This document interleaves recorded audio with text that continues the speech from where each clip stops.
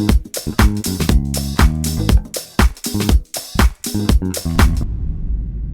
and gentlemen, welcome to Everything House Music and More. And my special guest today is the one and only King of House, Mr. Farley Jackmaster Funk. What's up, King? What's going on, King? How you doing, brother? Man, I'm sitting with the remix, King. I can't do no better. Hey, I appreciate this, Farley. Seriously, man, this is an honor, man. This is, I think, it's going to be very, very informative, I should say. It's going to be delightful. It's going to be absolutely delightful. Right, so you ready to get into it? Let's go all the way into it. So, Farley, what year did you first start DJing, and how did you get started? Okay, so the distinction that we have to make one is that when did you DJ professionally? Because you got a lot of people who say, I started DJing, when I was 8, 9 years old, and people need to cut that shit out. Okay, you gonna beat me, or can I say what I need to say? No, because I want to get to the point where people can understand the plain out English of what I'm saying. Let's go. So nobody DJing at 8 and 9 years old. Neither was I. But I did used to mess with my mother and father's record player, because this is how I first mixed my first record. Kenny Jam and Jason was on station WDAI, and there were a few records that my brother had, and so I put the record on the turntable, and I turned the phono in between phono and FM, and so I took the record, and wherever Kenny had his record at, and I didn't have a pitch control, so I would push the record up, and when it caught up to it, it made an airplane sound. And I was like, man, that's cold. And my mother came in and said, you busted my speakers, because she thought when it went out, that when it canceled out, she thought the speaker was going out. Right. So I had to do it when my mom went to bed if I was going to do it. So I was mixing, I would say, professionally by 79. 79. I had been playing basement parties, playing It's Your Game, Baby. And I would talk like Herb Kent over the microphone in the basement parties. Right. But I didn't start mixing, the distinction. I didn't start mixing to 1979. That's good. That's good. So during that time, there was a party culture developing with Southside kids. How did you connect to that culture? Oh, it was pretty rough because you had people before me. And at that time, it really wasn't a whole lot going on, and you had to really get yourself into some types of cliques if you were going to be heard. And at the time, I would say our best DJ was Jesse Saunders. Jesse Saunders, handsome kid, he was like, when people say double threat's a triple threat, he was handsome on the turntables, he could play, he held mixes, he made them two records make love together. That's why he inspired me. And then, of course, listening to Kenny Jason on the radio. But yeah, getting into that environment, I first started passing out flyers because I was a flyer boy, and I used to pass the flyers out to the parties Jesse was doing, and the guy that was the promoter told me to carry Jesse's records. So I used to have to carry that big ass steel crate of records that Wayne talks about all the time. Right. And I did steal a few records out of it too, because I kind of made my record collection off multiple people, because I didn't have a job at the time, and my dad told me that either I was going to go to college, get a job, or get out. And so when he said go to college, he wasn't Pacific enough.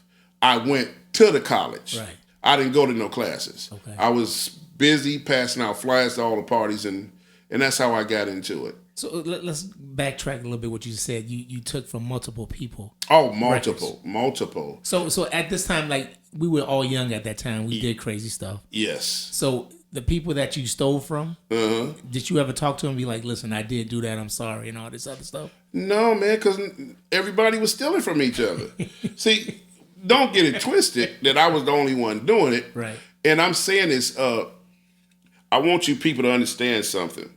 I am making my own admission of what I've done. Ain't nobody bust me doing shit. Okay. I just want to tell y'all about how we got started, because people think there was a silver spoon in some of our mouths, and it wasn't.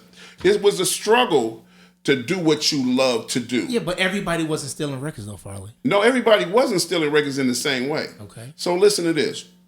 And it doesn't matter how they say it today.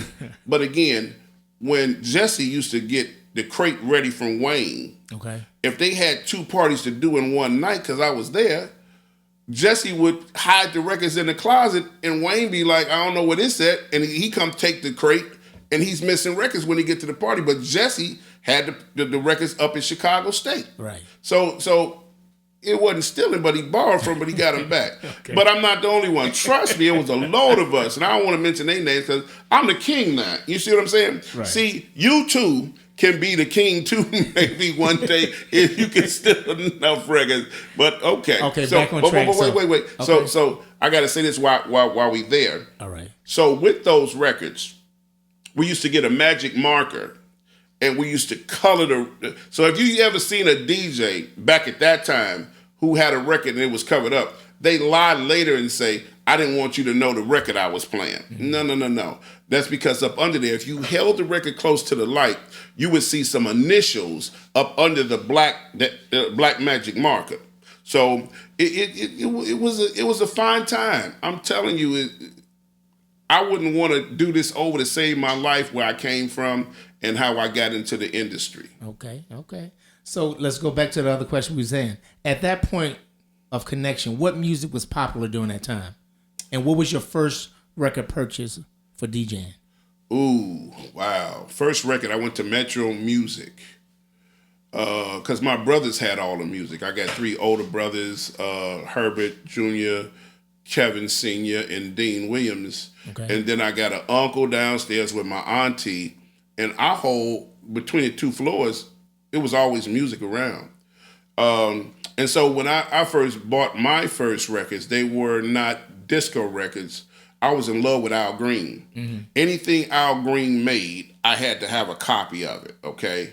And so I think probably my first purchases was Let's Stay Together, I think. Mm. Okay. Because, again, I was doing basement parties and stuff like that. And here's something that you guys might not know too much about and talked about. It's called slow dancing. Mm-hmm. So when we talk about being a DJ, most people just want to start with a 4/4. That didn't start with me with a 4/4. What started with me was we wanted to bend the girls' backs and hold their asses in our hand back in the day at the old basement party. So before we get into dance music, it was that. And then, you go into the Bee Gees, I Just Want to Be Your Everything. All these songs at that time, that's what I was coming into at that time. Buying and what year was this, Farley?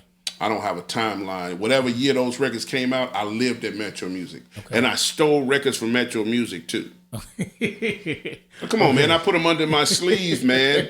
And I walked out the door with them records. So, here's the thing. And you might find it's hard to believe because I started there, but I'm truly a Christian man. And when I say this to you, that the Bible says that God hates a false witness. If we are to speak about the way that it really was, we ought to speak the truth. So I'm here to give you the truth. So it may sound a little bit shaky, he a thief. If that's what you want to say, I'm willing to let you have that. But I want to let you know it got greater later. Okay, all right. So you were one of the first DJs from the scene to embrace turntablism, the scratching, the backspinning, and the working the records. Who taught you, and were the crowd's first reaction, like you were just playing records, was okay with that? Well, here's the thing. I wasn't the first. Derek Norfleet at the Copper Box was the first one I ever seen scratch a record. He was at Nimbus too. Yes, and he was at Nimbus, yes. And so when I got into the game and wanted to be in the game, he was also another one of those people who I looked at as a DJ and said, man, if he can do it, I can do it. Mm-hmm. And so Frenchie, DJ Frenchie Beaudry, which is Hudson Beaudry's brother, let me go into his basement. And from what I had heard from Derek Norfleet, I went down in his basement and I emulated what Derek was doing, which I wasn't that good at. Mm-hmm. It took a long time. When I tell you practice is one of my greatest blessings, right, to be able to practice, I like to say that DJing is like basketball, okay, or any other sport. DJing is like a sport. Mm-hmm. You have to practice to be good. Right. And so, therefore, my mindset about who's a good DJ and not a good DJ is from the fact of if you could really play your records, not just because you could find a breakdown and play a song. What could you do with the song? What could you do to make the audience go crazy with a record they already been hearing for 2 or 3 years? Right. That was the thing that I was most happy with learning how to do. Okay, so when you started scratching at that time, because it wasn't that popular, especially in the house culture, what was everybody's reaction then? They absolutely loved it. Right. People used to stare at the stage when I used to do it because it was this newfangled thing, and not everybody could do it. Right. And see, in our early days, you got to understand, everything is new. Everything is new. Nobody's done none of this stuff before that we're doing, and all this is new. So when people hear you do these things to a record, they stop dancing, not because they don't like it. They look and go like, how is he doing it? Right. And then after they say, okay, he's done enough of it, they go back to dancing. You don't really do too much where they can't dance to the record, right. And you get back to it. And then my stuff sounded like an edit anyway. It was, I practiced that much that it sounded like a edit. It wasn't something that was disruptive to the dance floor. It was something that kept the dance floor going. Right, okay. So what year was your first DJ gig, and who hired you, and what was the reaction at that time? Ooh. So let me say this. Jesse was DJing at the Hummingbird one day. Okay. And I had been passing out flyers and everything, and by me being a little bit bigger than Jesse, stronger than Jesse, I gangsted Jesse. So I went down to the Hummingbird and I was like, hey, dude, give me the headphones. And Al McCormick, again, is one of the biggest names that has never been interviewed by anybody. He is just everything God sent to this whole thing in Chicago that gave us all our start, because he was the one who gave Jesse a start, and Jay Miner gave me mine along with that. But getting back to Jesse, I said, Jesse, give me the headphones. And Jesse was like, no, man. I said, man, if you don't move. So I took the headphones and I had everybody that get up and boogie. It's a disco record, right? Okay. And it's 132 beats per minute. Mm-hmm. Now, the record I tried to mix this 132 beat per minute record was slide, doom, doom, doom, doom, slide. Right. Now, we on belt drive turntables, and the fastest that you can get slide to go will be 117 beats per minute. The slowest you could possibly make 132, 133 beat per minute song on a belt drive turntable is 127. Okay. They don't go together. So I played those two records and ran everybody out the club. and you know, it may sound like a joke. I ran everybody out the club with one mix. They looked up at the stage, who's this fool? Right. And Jesse, you know, got reprimanded for it because he was a coward to me. So, you know, the boss was like, I don't know why you let Farley play. He ain't on the flyer. Right. So shortly after that, because things move so fast. Right. It's amazing how fast things move. So I then went into Frenchie's basement, and well, before Frenchie, it was Milton Green. Let me get it right, Milton Green. Okay. And so I was in Milton Green's basement, learned how to DJ in probably 2 months' time. And of course, you keep getting better. But I got to the point where I could mix records together. Okay. As an original member of the Hot Mix 5, your popularity citywide exploded and your platform with it. How did the Hot Mix 5 spot come about for you, and why did you feel you got picked for the Hot Mix 5 over the other DJs on the scene that time?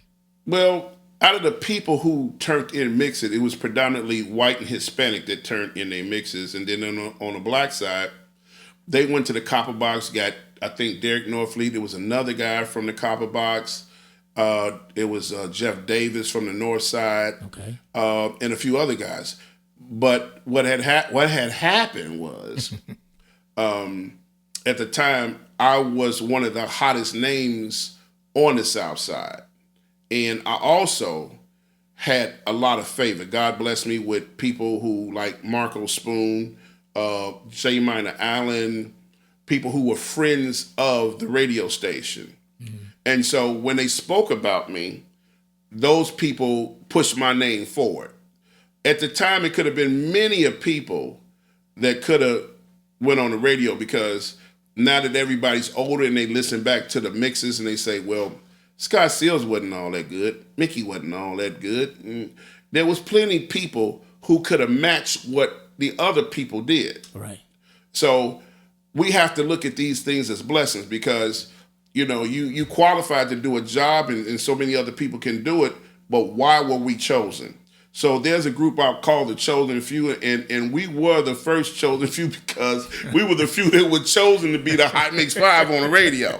Okay? So I ain't gonna get into that right now, but the Chosen Few that's their name. I'm just cracking a joke because we were the few. We were the 5 that made it to radio. So at that time, were you Farley, Funk, and Keith at that time? No, I was Marvelous Farley. Marvelous Farley. Yeah, when I first hit the air, before all that, because I'm telling you, so many things move so fast. I was known as Farley the Dancer on the scene before I started doing anything I ever did. I was really, oh man, just jacking, which that word came later. Just dancing everywhere. I would go to basement parties, and you remember the thing about you holding up the wall. The party can't get started because you hold up the wall. I would always start the parties off and start dancing. So my first name was Farley the Dancer, then Marvelous Farley, and then Farley Keith.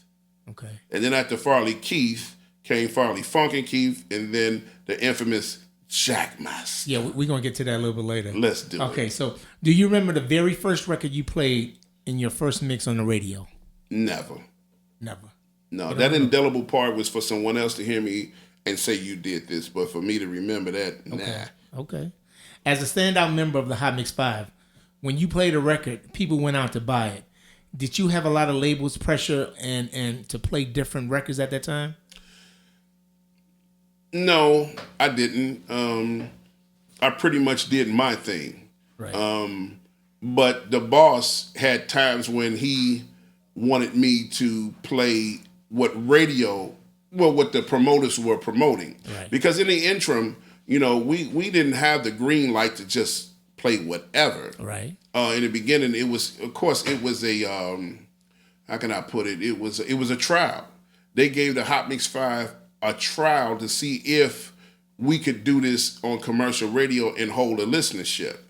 And when they gave us the green light, they couldn't believe the ratings, because our ratings were bigger than the day parts of radio. And the commercial load actually cost more doing our show than the day part. During that time, did you know that this Hot Mix 5 thing was going to blow up like it did? No, and it was a very touching moment, because you get into doing something so that you love so much that you hope that it never dies, and it's what has happened for us with house music and DJing, that it's only God's grace that what we were able to do, that we are still doing it today. Okay, so Farley, you're the king of house music. Yes, sir. Before that genre, house was a culture. Yes. How did house music get its name, in your opinion? Many ways. And what happened is that it got solidified through everything going on. So this word house is around. And so you say, I DJ in my house. You say, I'm throwing a house party. Okay. Then you got the warehouse. All these things work together later, not knowing that when certain people went to the warehouse, they would chop off the beginning of the word and say house. Okay. And we already saying the word house. And then Leonard Roy says to me one day, I don't know where we were. He said to me, yeah, man, shoot, I'm playing house. Leonard said that to me, and I said, that's like a confirmation. So I went to the radio, since I'm the big radio tycoon, and I turned on BMX, went in, pushed the pot up, and Armando said, what you finna, you're not supposed to talk on the radio, Farley.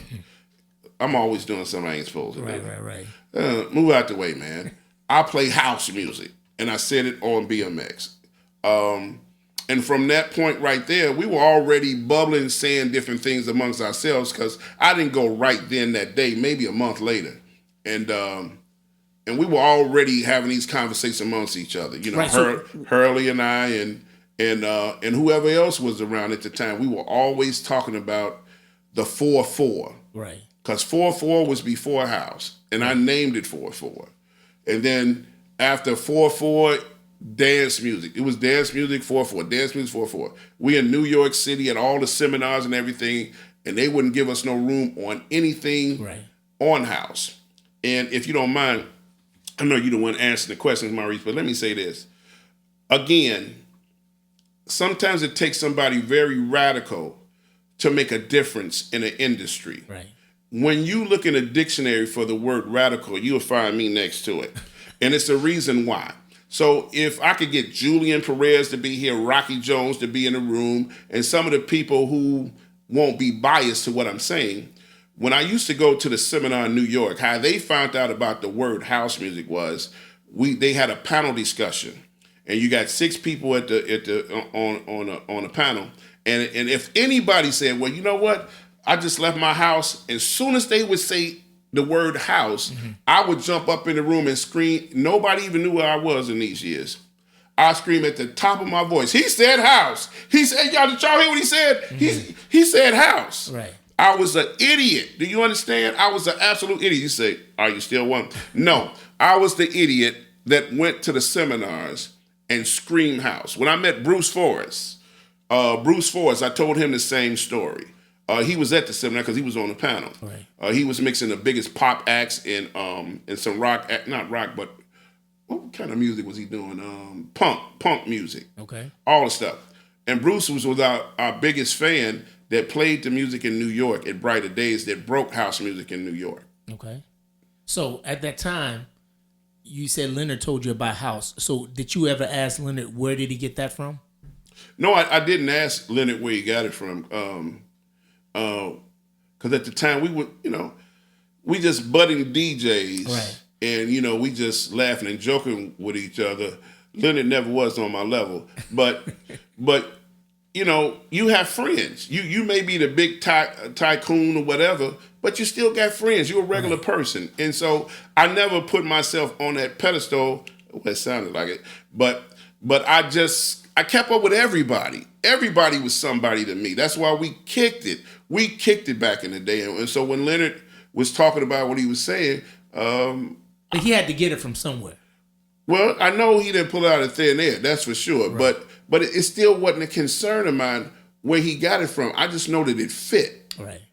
And when it fit, I went like, house music. So the distinction, which you probably asked me the question of old music versus new, did you have a question for that? No, not yet. We didn't get to yet. We was just trying to figure out where the house music jump ahead come from. You. So did you ever go to the warehouse? Yes, I did. And what was your thoughts about that? Jesse invited me to the warehouse. And so these were the early days before most heterosexuals knew how to see gay people enjoying themselves and having fun. And so it just wasn't my scene at the time. By me being sexually molested by my brother, it took my innocence away in terms, because I didn't like that at all. Right. It happened to me 2 or 3 times. So for me to go to a place where it was something that was done to me that I didn't like, and truly I didn't understand, I didn't like the scene. So I heard Frankie mixing, and due to the fact of me being a rebel in industry, the DJs that I was very fond of was the DJs that actually really worked their records. Mm-hmm. So it was not enjoyable to me to come down and hear Frank play, because Frank wasn't doing nothing with the records. He was just playing from beginning to the end, and some of the mixes were train wrecks. So for me, I wasn't hyped on Knuckles like that. Right. I put it to you like this. Maybe you can understand it like this. Roger Ebert and Cisco cannot enjoy a movie.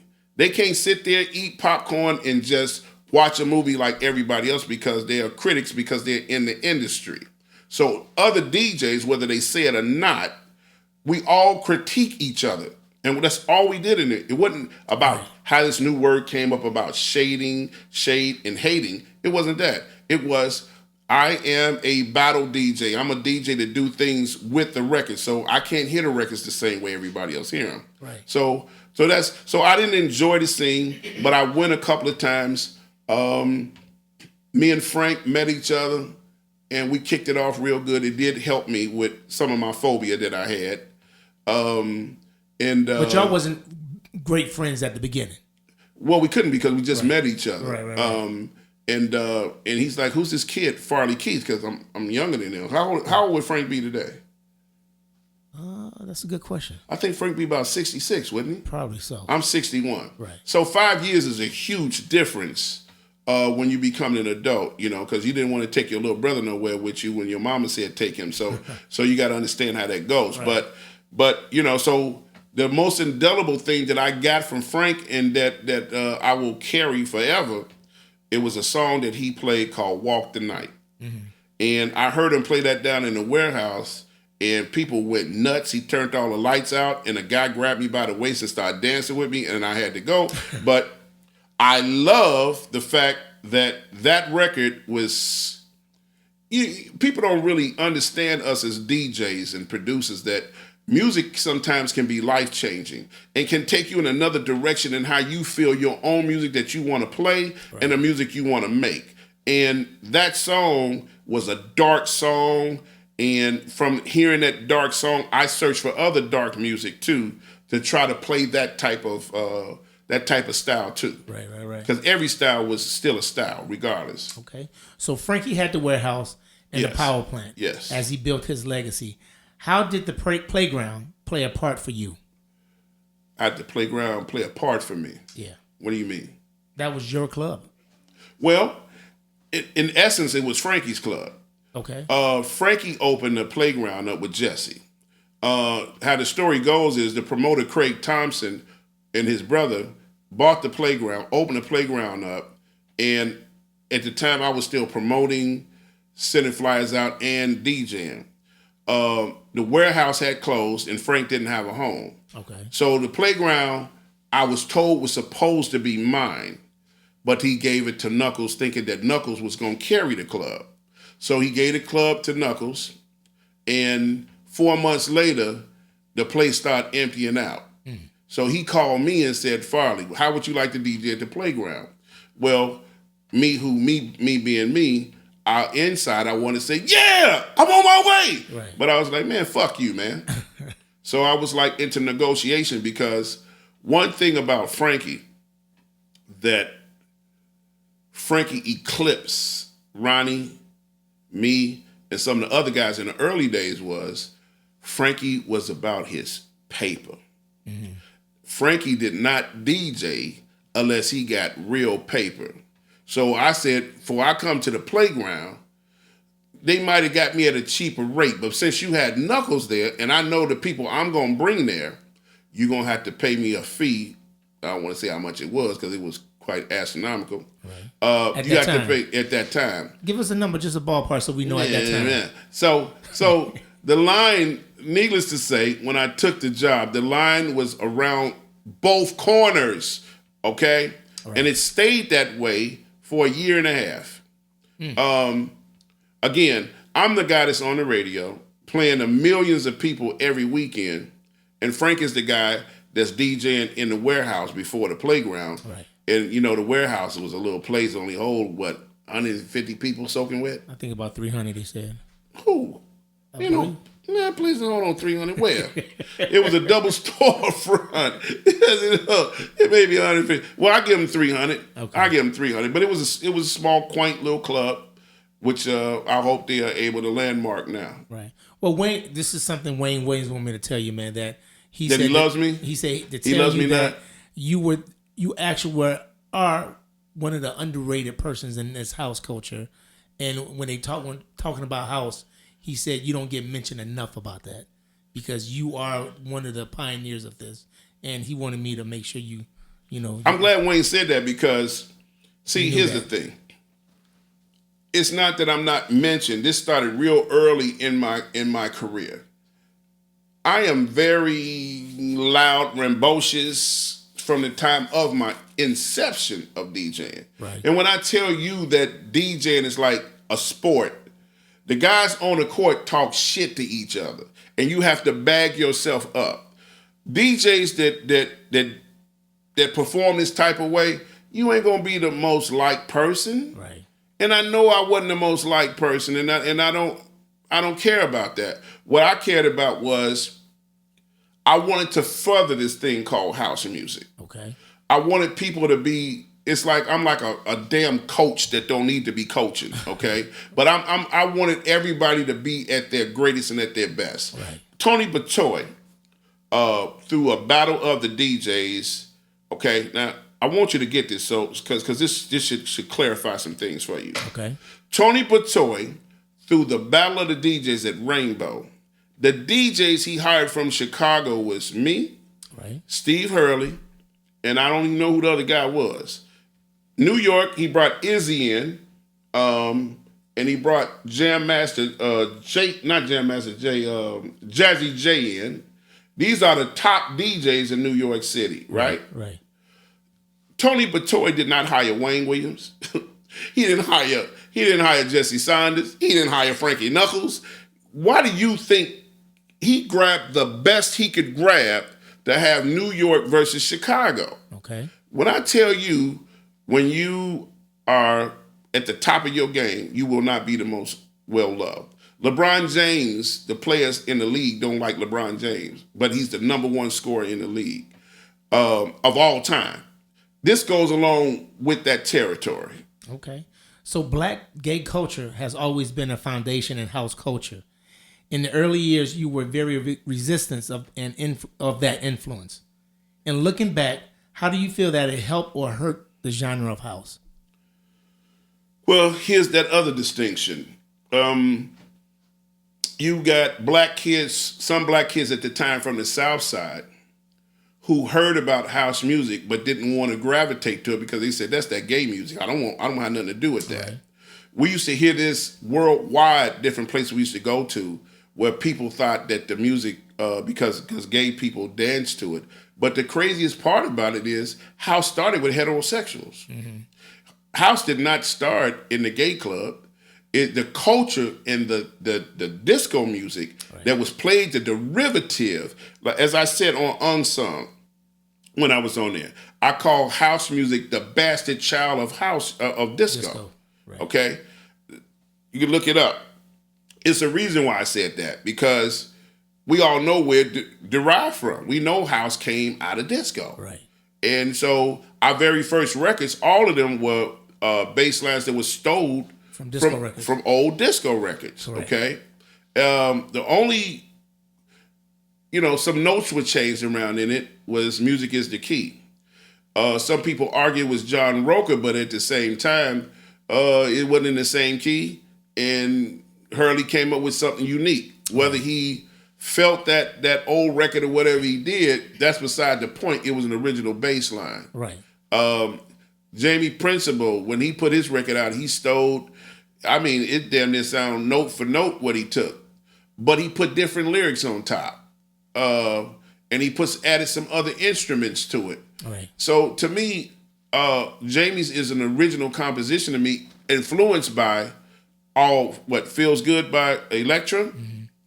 Maybe Hurley's is, it is original and it feels like John Roker, but it was original because it wasn't note for note. So in your opinion, mm-hmm. what was the very first house record? My opinion, the very first house record, I love taking this pause because I've seen everybody else do it, and I guess I just want to take a pause too.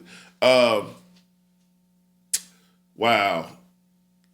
Because we don't have a timeline. Correct.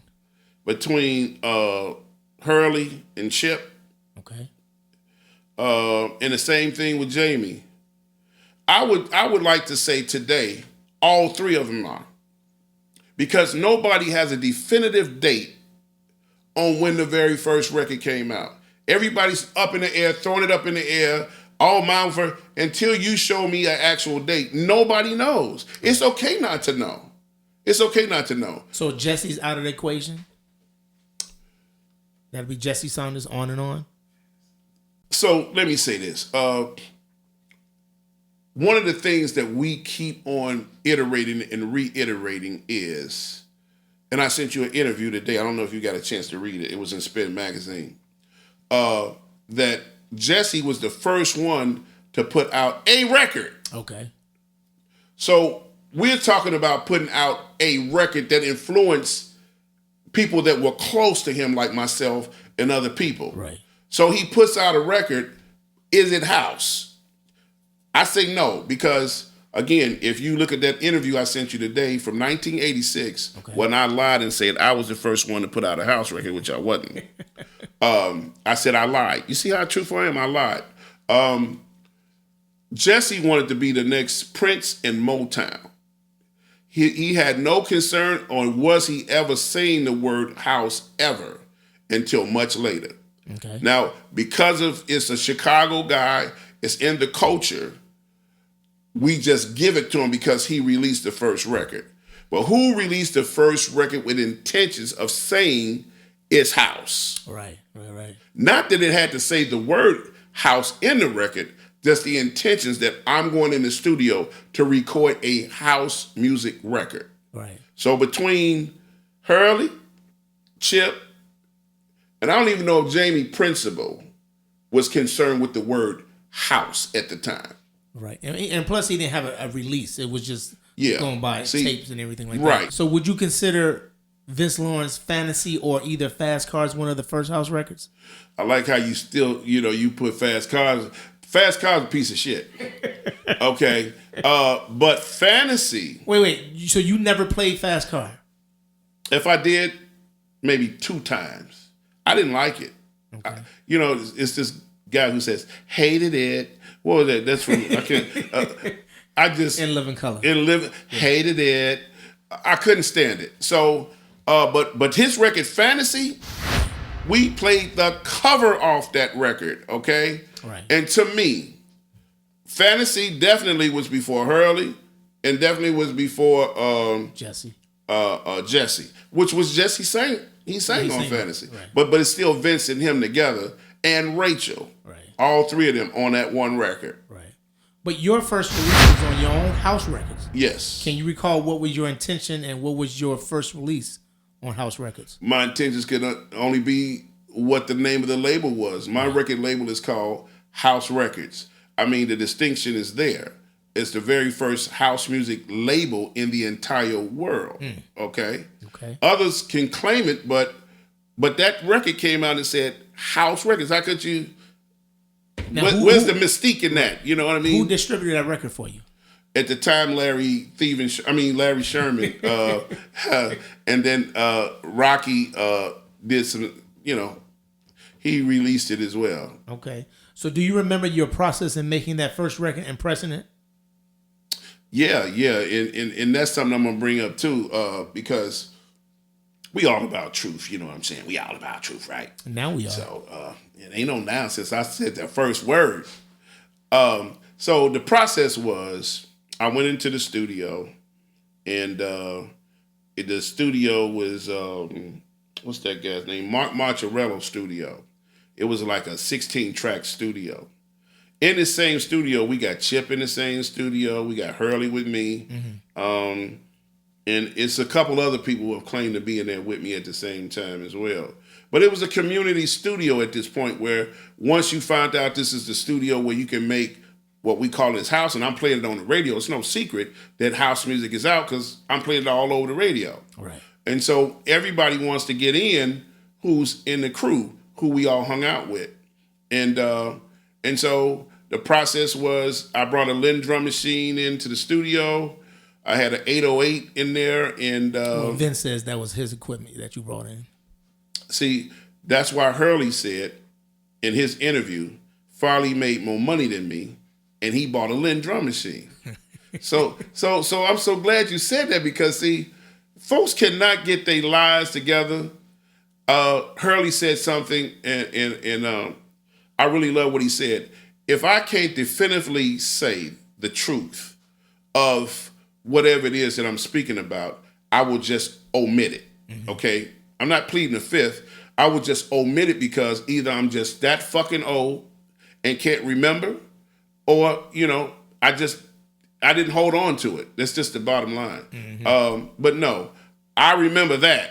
I bought my own drum machine because my mama thought I was crazy for spending $2,400 on a drum machine. Okay. Okay. And then the 808, I had my own 808. That was my first drum machine.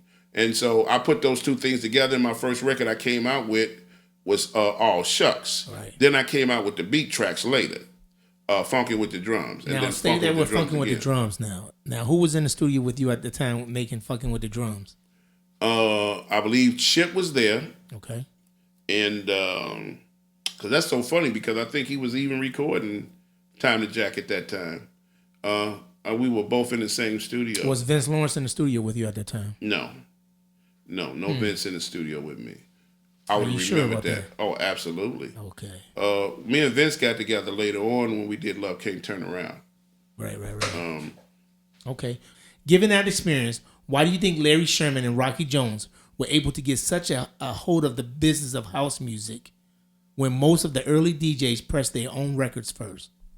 Oh, what happened was, as Jesse eloquently put it, his mother gave him the money to press his first records. Mm-hmm. Just like the young kids today, they go into a studio, but they have no distribution, and they don't know the business of releasing records, anything. I didn't know it.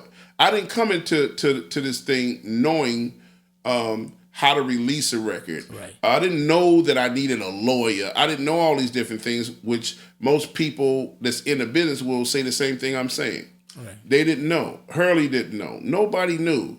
And getting with Rocky really didn't have the experience, but here's a white man with some money. Black kids on the South Side. He knew how to convince us that he knew more than we knew. Right. Larry Sherman got the pressing plant. His influence of having a pressing plant where he could press up, any amount of records to infinity what he want to press. Right. We met him and we go like, man, let's do some work with Larry, Right. So, later on everybody got better with it, everybody got better. So at that time, did you school anybody that was coming up like, listen, this is how the music industry is, the record business. Don't do this or don't do that? No, I didn't. Because at the time, and like I said, I'm all about truth. I was too much into myself at that time. Right. But I helped everybody. This is the thing. Ralphie Rosario, his first album, EP, I produced that. Steve Hurley's first record, what is it? Music is the Key. I produced that. Steve was in the studio singing the song. It wasn't his decision to do this. He was he brought Keith Nunnally with him. Right. And Steve was in there trying to sing the song. How the rap got on the song is because I stood up and said, I can't take this no more. What did we bring Keith here for? Right. Keith was supposed to be here to sing the song. He would sound like Colonel Abrams. Right. And see, that's why it's so the mix-up is that could Music is the Answer actually be the first house record? Because, watch this, because I'm here to tell the truth. We were emulating Colonel Abrams. Right. Why do you think Keith had never released a record before? He could sing, but he was trying to find his voice, who he was going to sound like. Right. So he picked Colonel Abrams. So, you guys can weigh that if you want to weigh it, but no. So I told Steve, please come out the studio. I'm producing your song, right? Right. We were great friends at the time. I said, come out of the studio, let Keith sing the song. Keith went in and started singing the song in falsetto. Mm-hmm. I said, no, come down an octave. And he hit it right on the knob to sound like Colonel, and that's history. Wow. Okay. So let's go into this. How did the Jackmaster title come about? The Jackmaster title came because Steve, the brain that he is, he came up with saying that he thought that would be a great name, Jackmaster, for himself. So it would have been Steve Jackmaster Hurley. So when Steve told me this, I hit the roof because me and him were best friends at the time. Right. We lived together. We were the salt and pepper. Right. Me the blackie, him the light boy. And we kicked it. I used to, by me being, his senior, he followed my lead on mostly everything because I had already did everything by the time he came around. Right. So I was busy feeding him stuff to do out in the industry, things to do, and be his big brother in the business. So I thought we had a friendship that could never be broken. But then there's things that happen along the way. Like, for instance, me helping them get on the radio. So I helped them get on the radio. So was that jealousy or just competition-wise, friendly competition? It started as competition-wise, because that's the better word to use until I get this point. And that is that when Steve first got on the radio, I told him this statement. I said, now listen, you know you can't beat me DJing. I know you can't beat me DJing. But people have been listening to Farley since we got on the radio. And when you come on the air, you're going to be a breath of fresh air, even though we still playing the same records that I'm playing. Right. So you really ain't doing anything different, but they just want to hear somebody else's name for a change. But I asked him to do me one favor, and this is where this all started. I said, I'm putting you on the radio, but don't get big-headed with me. Mm-hmm. He's my friend. Right. And as my friend, we were being honest with each other. And I just asked him, please don't get, what's that record by Gene Carter? Don't let it go to your head, right. No. And it went to his head. So from so from that, I've always been an edgy type of guy. Right. And so I saw it coming, and so that started some jealousy from my end, because I thought that when I brought him on that he understood, not that I had to always be the man. Right. Not that. It's just that in our friendship, can we keep the same ideas that we had when we entered into this friendship? Right. This friendship that we built, that only me and him know. We got secrets in this world that nobody don't know. Things nobody could even comprehend. That's how close we were. And that's like you and anybody that's your best friend. They don't really know everything about you and your best friend. Right. They just know you friends. They just think we just kick it. No, me and Steve was deep. And so we did a lot of stuff. We practiced together. People worked together. We practiced together. We made each other better. And so it was rough to hear him say that. And then just to show you that I'm not lying about if I'm the better DJ, I won every battle of the DJs I was in, and Steve was in them too. So, so I'm just being honest. Can we all be honest? All right, so stay there. So including Steve, Ferris Thomas, DJ Lil Jon, Leonard Remix Roy, and others, who do you feel like was your closest threat? Derek Gray, he died. Oh, wow. Derek Gray was a legend, and I hope you do get a chance to interview Leonard Roy. I think if we to say 1, 2, 3, I would say, of course, myself. Wait a minute, make sure you see my eyes when I say that. And then after me came, it was close between Leonard Roy and Derek Gray. Okay. And I would have to say Derek Gray, and then I say Leonard Roy, then I say Hurley. But let me say this, is I love to watch Stephen A. talk about his top 5 in basketball. Right. Then I'd have to say Lil Jon. Okay.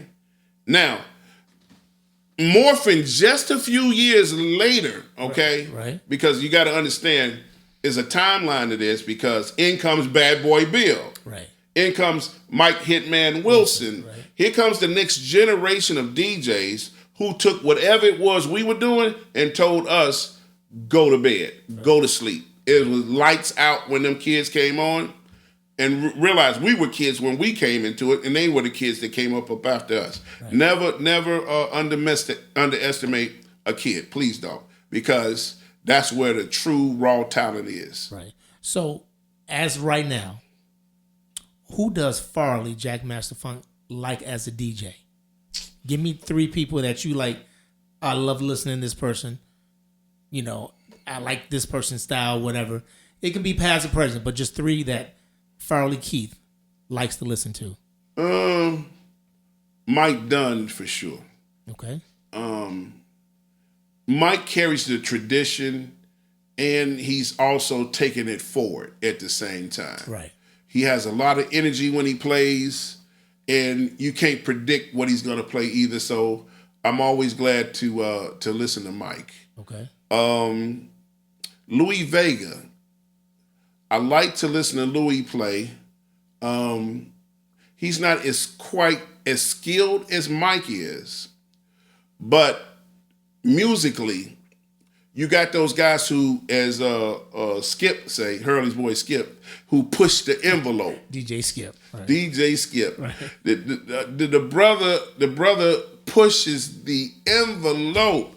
Okay. He breaks new music.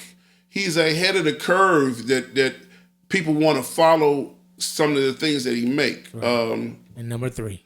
And then he didn't want me to elaborate Louis too much more on no, okay? No, I'm just joking. I just figured we throw that in there.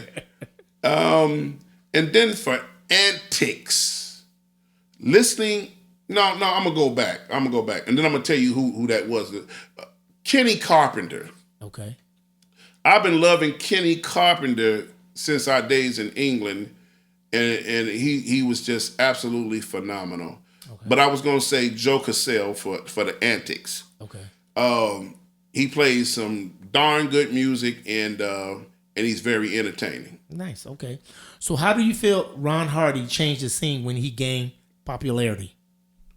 And that's just it, when he gained popularity. Okay, so how I met Ron was because I was on a circuit as the Hot Mix 5, and I wasn't spending as much time at the playground. Right. The owners were getting leery because they're going like, I let Hurley take my place when I wasn't there. And then Jesse. You let Hurley take your place? Okay. The playground was mine, baby. That's why my street sign says the King of House Music. I think this thing, can y'all see it? It's down on 14th Street, baby. Okay. There's only 2 people in the city. You got Frankie Knuckles, the Godfather House, and Farley Jackmaster Funk, the King of House, who only has titles to their name in the world and got street signs in the world. So you do what you want to do with that. But what was your question again? Because you lost me for a second. How do you feel like Ron Hardy changed the scene when he gained his popularity? So now this is a hilarious story. So the owners of the playground said, Farley, you on the road all throughout the city, all throughout Illinois with the Hot Mix 5 touring, doing everything. So they had Ron come down there, and they said, well, he's a guy we interviewing to let him see if he wants to play at the playground. So he comes in and tells me he's from Prelude Records. And he comes in the DJ booth, hey, Farley, honey, how you doing? I was like, okay, cool. He said, I'm from Prelude Records. I said, okay. He says, I've been hearing so much noise about what you can do. Show me what you can do. Can you please do that? Right. And he said, I had heard that you did something with Sharon Brown, Let Me Work on You. I heard those were tape edits. I said, dude. You specialize in love, right? I specialize in love. I said, dude, you cracking me up. I said, I don't do tape edits, bro. I do it live at the party. So when people say scratching and backtracking and doing all that, people didn't like, those were the people who actually were pause button and cutting tape because they couldn't do what we did. And I say we because I could do it, Hurley could do it, you could do it, Mo. When you came up, you learned how to do it. You guys furthered what we did too. Right. All you guys furthered. You and Hula, and y'all took our stuff to another level too. Right. So it was me, the second generation was able to do that. Right. But Ron came in and it was hilarious. He juked me on that, telling me that he was from Prelude. And then when I went on the road and came back early, back to the club one Saturday, it was Ronnie DJ, and I went in the booth and I was like, hey man, I thought you was from Prelude Records. He's like, oh, boy. And I was like, okay, they slicked me. Okay, so then Hurley got Fridays, and Ron was on Saturday. Right. And the thing about Ronnie was, Ronnie added some songs to the game that I didn't have. Mm-hmm. So when I walked into the playground one day, Ronnie was playing Jungle DJ. Mm-hmm. I had never, ever, ever, ever heard that record before. So he was the first one you heard playing that? The very first one I ever heard play that. Okay. And it was a tape edit. And the crowd was climbing the walls in the joint off that song. Now, what year was this? Ooh, that had to be maybe 84, maybe? Okay. Maybe 84. Yeah, and that's when we had like $2 parties, Ron Hardy $2 parties, and because what they were trying to do was after I left, they were trying to because see he couldn't hold a crowd either. So after I left, they started having $2 parties so that they could fill a joint up. And oddly enough, I know people are tripping about $2 to get in the party, but yeah, up until a certain time. So you had to get in before 10. Right. So the trickery of the promoter was, the party starts at 9 o'clock, and you have from 9 to 10 o'clock to get in for $2. Right. They just start letting people in the place to $9.50. Right. Now people out there cussing, yelling, talking about, "Hey man, I'm here, man. Right. What you mean you ain't gonna let me in for $2? I was here on time." And so that's how they got the playground to be packed again. Doing so $2 Ron or $3 can never parties. hold a crowd there all night long. No, he could not. No, well, let me explain. When he first got there, he couldn't. Okay. Because he was so different. Right. See, if you came to the playground by it being my house, I had the people train on the music that I played. Right. So now they don't see me in the booth and I'm being replaced by somebody. Nobody didn't know Ron Hardy's name like that to come in the club and say, "Hey, Ron Hardy's playing." Now, you might have got away with it if it was Ferris or something. Right. But not Ron Hardy. Okay. So Ron Hardy built and then changed the playground. Right. Because it filtered out a whole lot of people that didn't like that style of music. Right. And then also he brought more gays into the party when he came. Obviously him being gay and him having a gay audience, then they started coming more to the playground. So he started losing a whole lot of people. Right. Okay, so during the years of 1986 to 1989, Chicago house music business became a bit of a wild, wild west, with the records being taken and signed to multiple labels and things like that. Can you talk about this time and your contribution to the madness? Well, let me start with the things that I had no business doing. Okay. There's a record that Nick Nonstop made, and they used to bring the records. Everybody brought, listen to this. Everybody brought their records to me on BMX or WGCI when I was on the radio. I am the emancipator. Wait a minute, Little Richard came out for a minute. I'm the one who broke everybody's music, right? So if they brought it to me, I played it on the radio. Well, I don't really know the story of Nick Nonstop, but I do know that when the record came, it wasn't a record, it was a tape going around. I played the tape, and Nick Nonstop, I didn't know him personally, but he didn't put the record out. Right. So the real, and here's a distinction. Here's where we run into an extreme problem, because by me going to New York City and hanging out, with, Run DMC and all them people that I hung out with, right, and Ice-T and, from LA, the problem came, I picked up their slang. Okay. There is a word in their slang called biting. At that time, when that record came out, biting was a huge word to use in industry. So I went in the studio and I did what's it called, Mo? A remake, a rendition of Jack My Body. So you didn't take the actual cassette that he had. No, you redid everything. I redid everything and even used my own bass line and samples and everything else. So instead of using the proper language and saying I did a remake of that record, I said I bit it. So it sticks to this day that Farley's a thief because he bit this record. I was the one who said I bit the record. Wrong language.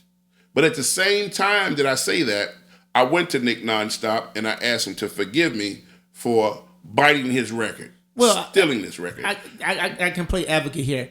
I don't think you remade it. You took it because if you would have remade it, you would have put Nick Nonstop featuring Farley or whatever like that. Well, see, that's another distinction. And the other distinction is that people think because we were in the industry, we knew how to take care of our paperwork. Right. That's not true. That is true. I did not know how to take care of my paperwork to give people proper credit on the label, because that record came out on Dance Mania Records. Right. It didn't come out on House Records. So the responsibility lies with the person who released the song. Okay?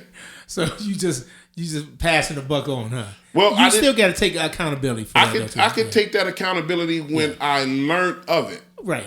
But I have to take accountability, period, because I did. Let me own my shit. Yeah, because we all know we taking something. Trust me. Well, no, I don't mean it in the same way that you're putting it. I'm saying, regardless, if I did a crime, the police are coming to the door to arrest me. They don't give a fuck if I knew or not. You see what I'm saying? Right. So I didn't understand the industry to that point. Okay. All right. And so these things happen throughout the industry because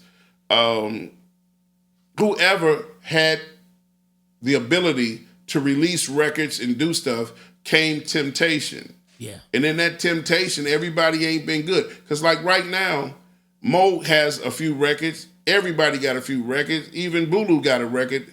He got Billy jacking tracks where he took Billy Ocean and put a kick drum in it. Right. But took the whole record from beginning to the end and put the record out, and that's his new record. Okay, that's Billy Ocean singing on the song. He didn't sing a word, and I'm not trying to throw Bulu under the bus. I'm explaining to you. Well, that's industry. a lot of people. That's a lot of people. It's industry. That's all. I'm just explaining industry. Not Bulu is awesome. I'm just explaining industry. Right. And so, in some senses, some of the stuff that came out in the early days was the predecessor to what came later. Yeah. So it's just unfortunate that happened, and I have felt like shit about that. And we've been at a party, and I apologized to the guy 2 times because people say that some people have said, well, it wouldn't change his career because no, dude, that would have changed lives because that so record. What was his response?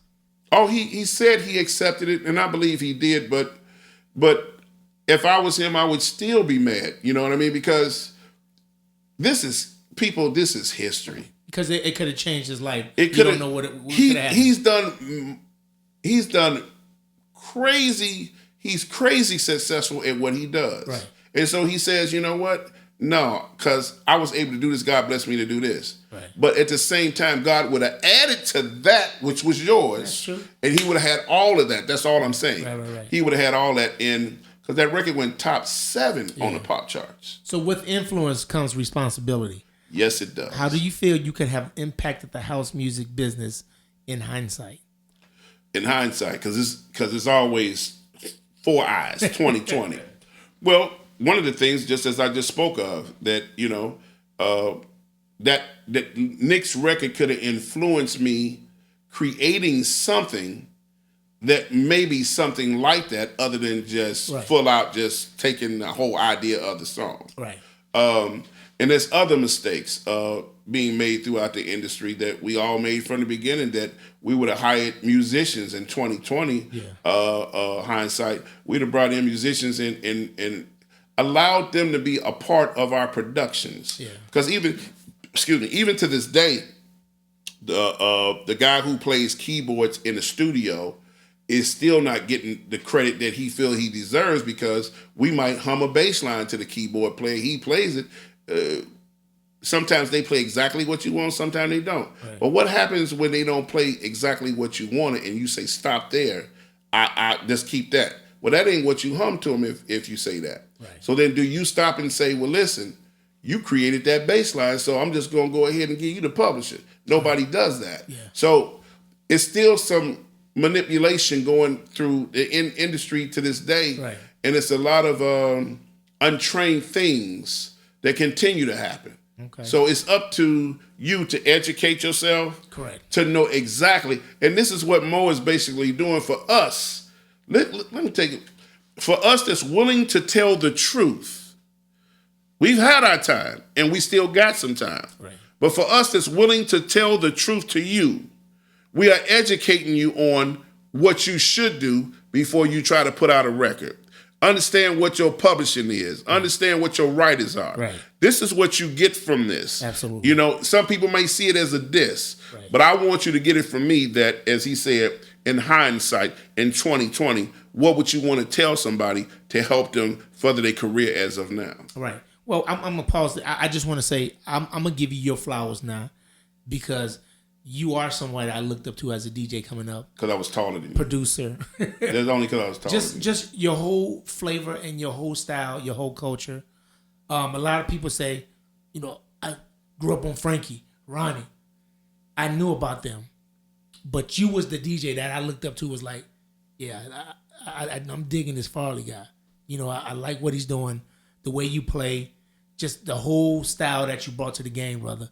Appreciate I give you credit for that. And I also give you credit for getting me into business, because if it wasn't for you saying that you did my track back in the day, and then Liddell was going to go in there and redo it for Larry Sherman, I don't think it would have been totally different. What track was that? I Got a Big Member. Oh, I forgot all about that. Yeah, you was going around saying you made that and everything else. And, I did? Oh, yeah, absolutely you did. I don't remember that. Oh, yeah, you did. You took credit for it. I got a...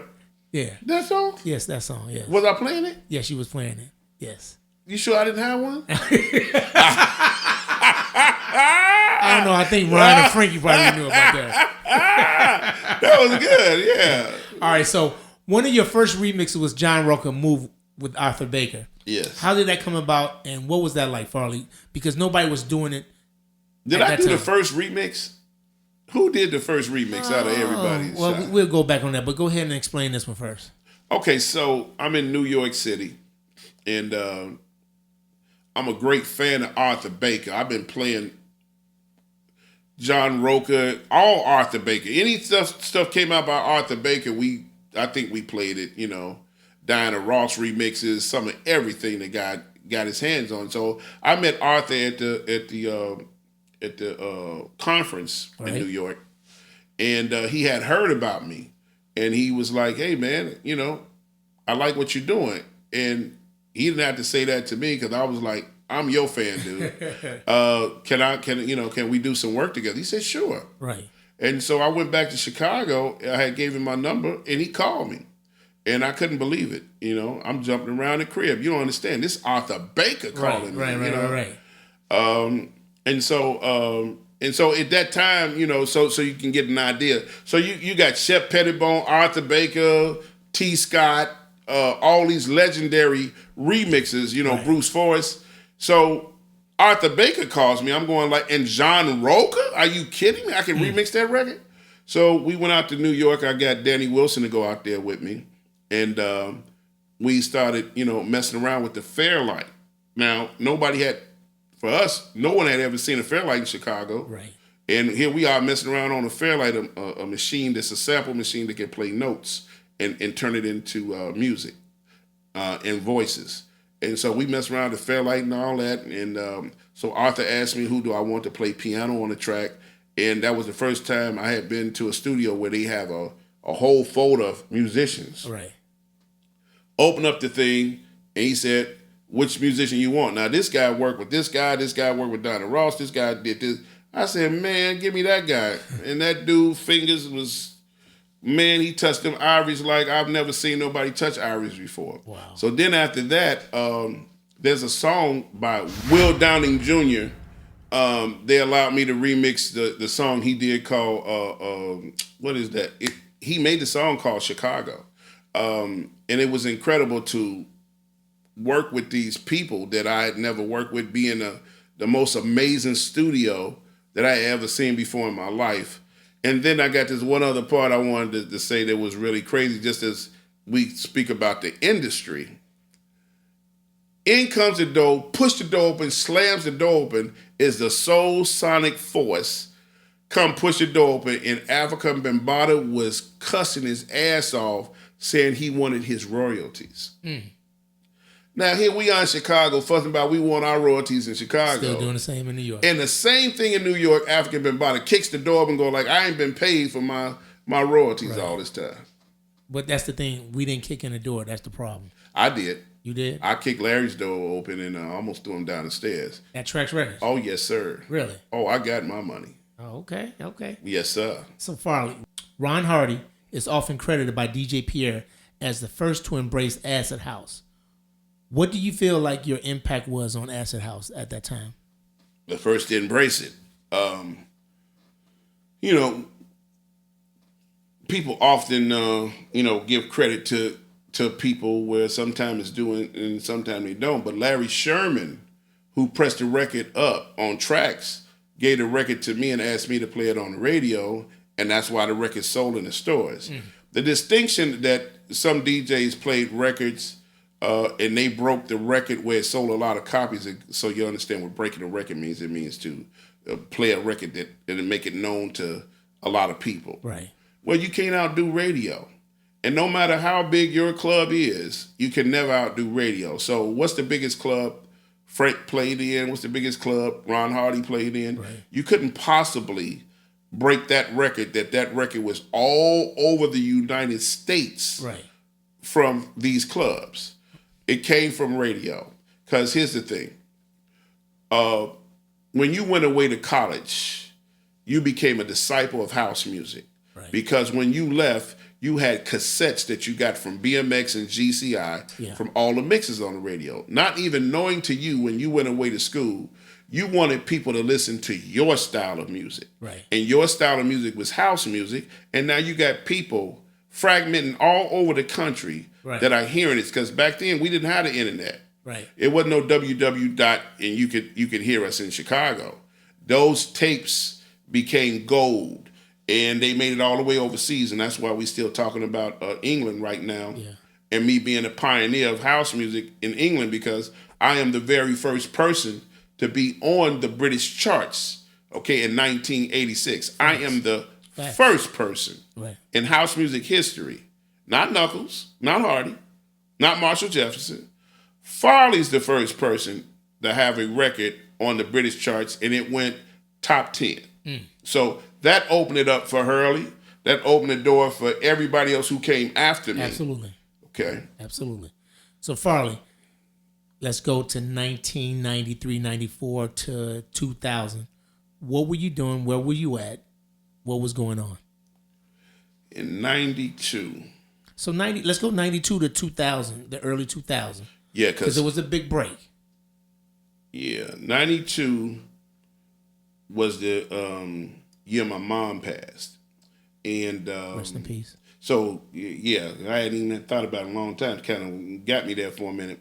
And in this same year, the Ministry of Sound, which was the biggest club in England at the time, the most incredible club sound-wise, and all the big names were starting to go to England and play there in 92. And they asked me to come over. And I didn't want to leave my father. It was really rough on him, and of course it would be rough on me with my mom. And I didn't want to leave him by himself, so I missed my flight. And so the rumor went around to all the agents, don't hire this guy Farley Jackmaster Funk in England. So I'm no longer on BMX. I'm still doing clubs throughout the United States or whatever. But then I hit a dry patch. I had to move in at the time, I was moving in with my mother and father because I wanted to be there with my mother. And not just that, because I was broke. I was broke. The truth. And so I moved in, and I've only did for a living music.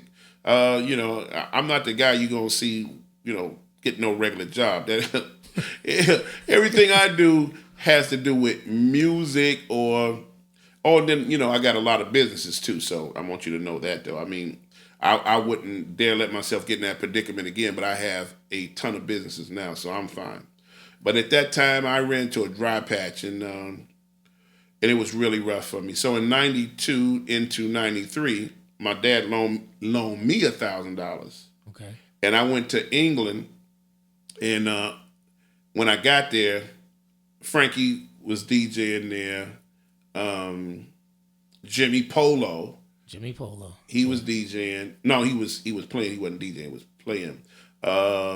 And only a handful of people from Chicago were there. Okay. And so at the time I got there, the rumor was so bad about me missing that big gig at the Ministry of Sound, and that's the biggest club, and all the agents deal with it, till I had to actually go over there, and they paid me £250, which was about maybe $375 a gig. I had to build my reputation back up again because, boy, when you cross the Ministry of Sound, you get blacklisted. And you was living out there too, though. Yes, I was living there, man. And it was rough because I wasn't making a whole lot of money. I was sleeping on this chick's couch, and Jimmy Polo was stroking the chick. And Jimmy had to say, hey, come over here, Farley, you can stay here. These are real stories. So I moved over there, and it took me a year and a half, and I got my fee up to £2,000 a gig, and that's $3,000 US at the time. And then I kept working back and forth, and then I got it back up to about $8,000 to $10,000. So then I would travel back and forth almost every week. I would travel back and forth from Chicago to England to see my kids. and it was a rough time. But then, God being who He is, He restored me. Oh, great, man. Great to hear. So Chicago is known for its myth and beef. Yes. What Chicago-based beef or myth do you want to squash or correct, past or present? Ooh, I've already talked about them already. Okay. In fact, but there was a second guy whose record that I'm trying to think. His name is Steve, not Hurley. His name is Steve. I had a thing for Steve's, I guess. Poindexter? Oh no, it wasn't worth that motherfucker. Because it was House Nation and Jack My Body.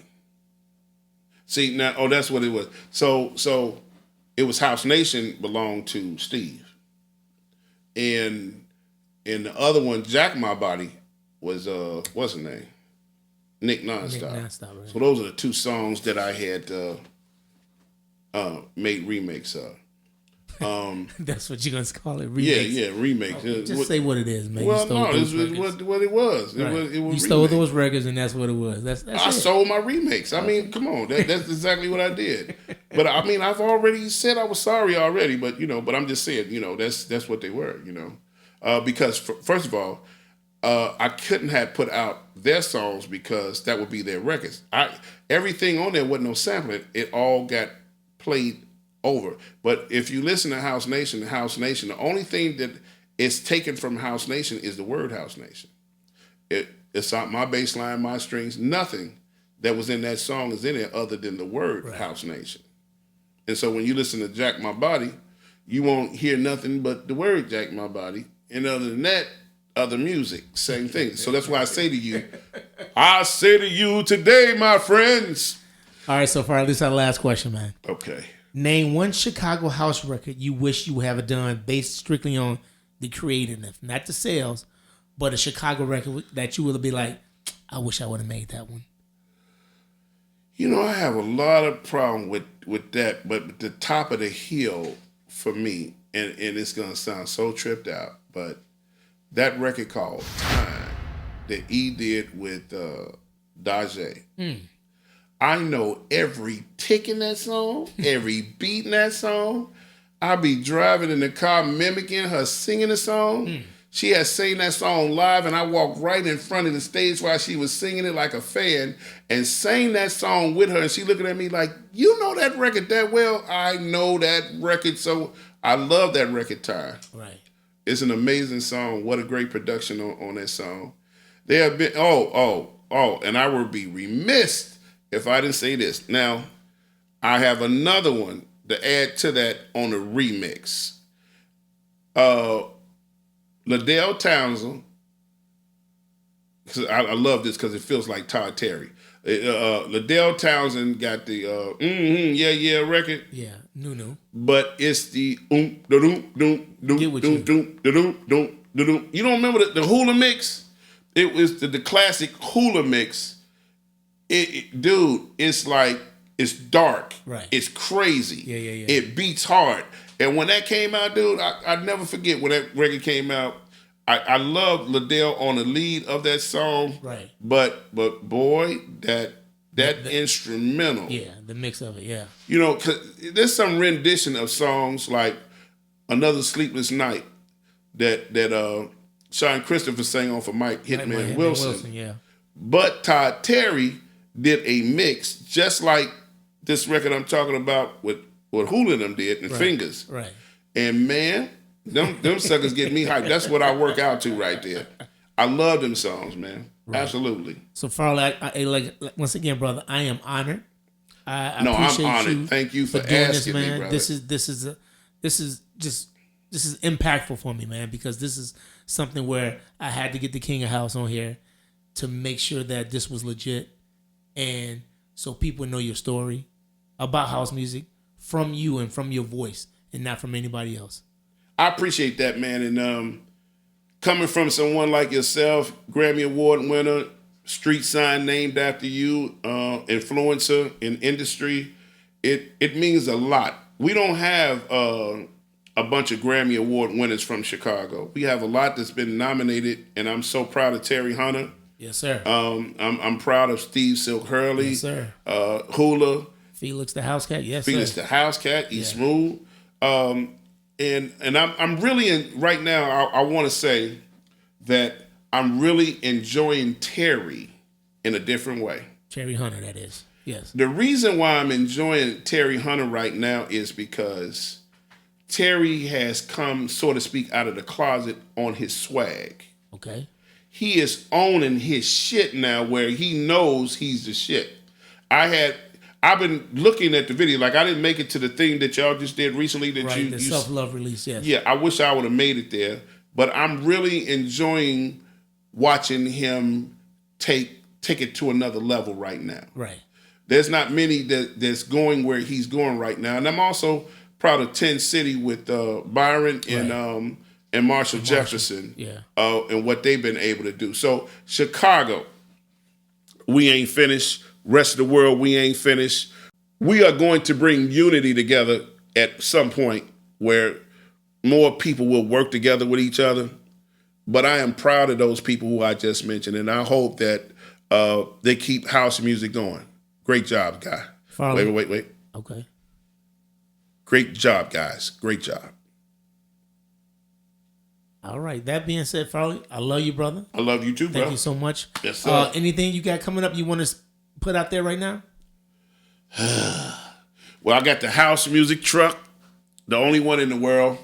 Now, so people know, what is the house music truck? Well, if you see a food truck, okay, my truck is huge. It's a 26-footer.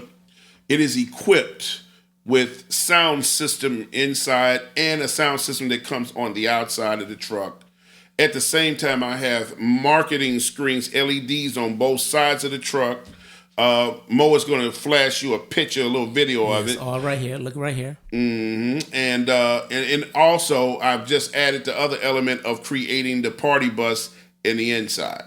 Also, I have the world's biggest mural of a house music icon, that was given to me, as you see right here. It's the biggest house music mural in the world. And so I got a lot of stuff that I'm doing, including the House Music Museum and Hall of Fame that is slated to open in 2025. It's just a lot that God has placed in my bosom, and I'm enjoying the ride right now. Oh, that's good. So remember to click the like, subscribe, hit the notification button. And this has been Farley Jackmaster Funk, everybody. Thank you so much, Farley. Thank you, bro.